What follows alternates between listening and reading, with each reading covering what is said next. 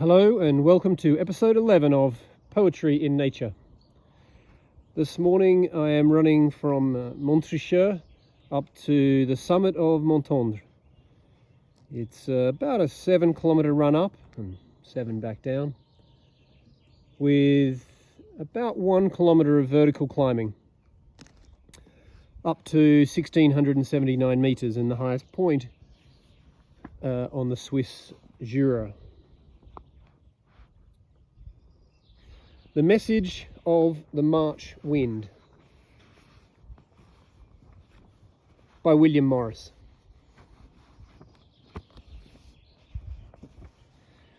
Fair now is the springtide, now earth lies beholding, with the eyes of a lover, the face of the sun. Long lasteth the daylight, and hope is enfolding, the green-growing acres with increase begun.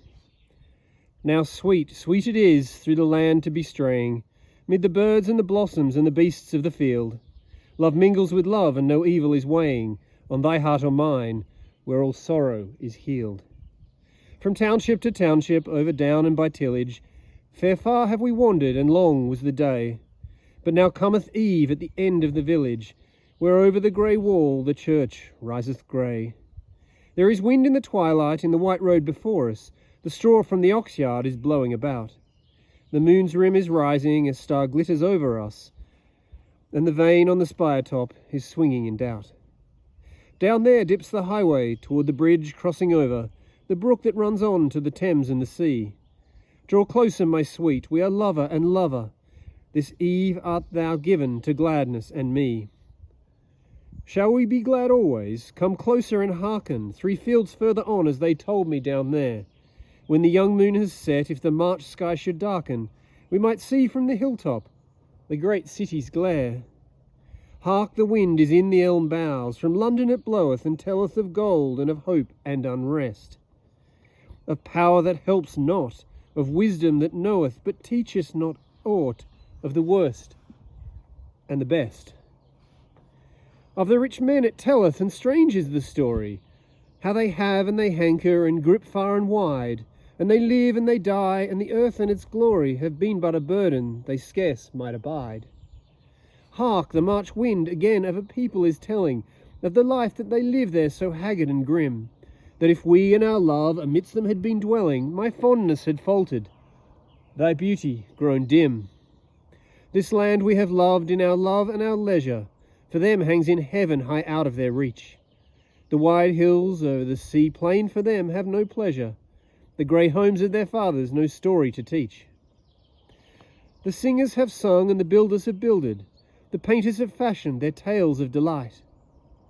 For what and for whom hath the world's book been gilded, when all is for these but the blackness of night? How long and for what is their patience abiding? How oft and how oft shall their story be told, while the hope that none seeketh in darkness is hiding, and in grief and in sorrow the world groweth old.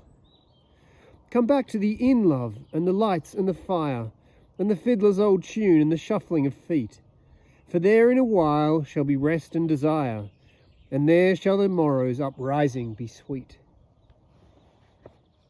Yet, love, as we wend, the wind bloweth behind us, and beareth the last tale it telleth tonight. For here in the springtide the message shall find us, for the hope that none seeketh is coming to light. So the hope of the people now buddeth and groweth, rest fadeth before it, and blindness and fear. It bideth us learn all the wisdom it knoweth. It hath found us and held us, and bideth us here.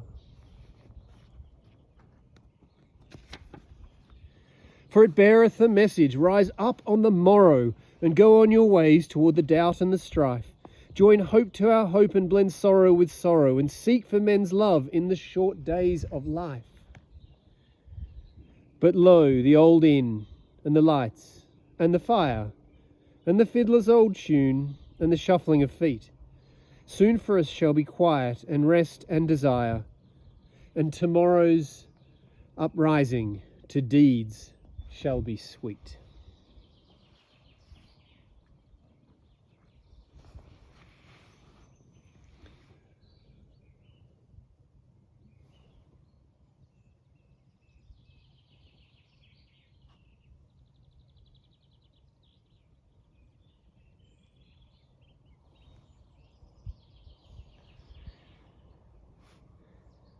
please like, subscribe, and hit the notification bell if you would like to hear more poetry in nature.